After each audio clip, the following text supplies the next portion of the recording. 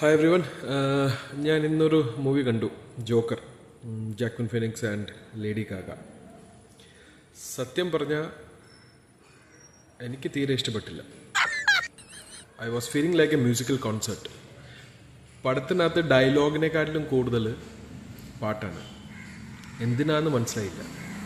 Lady Gaga ഉള്ളതുകൊണ്ടാണോ പാട്ട് വെച്ച്, അത് പാട്ടുള്ളതുകൊണ്ടാണോ ലേഡി ഗാഗനെ കാസ്റ്റ് ചെയ്തതെന്ന് എനിക്ക് മനസ്സിലായില്ല.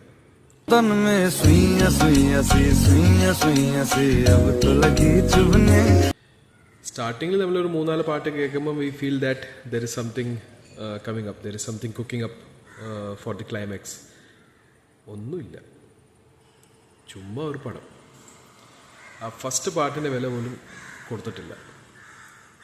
എൻ്റെ പേഴ്സണൽ അഭിപ്രായമാണ്.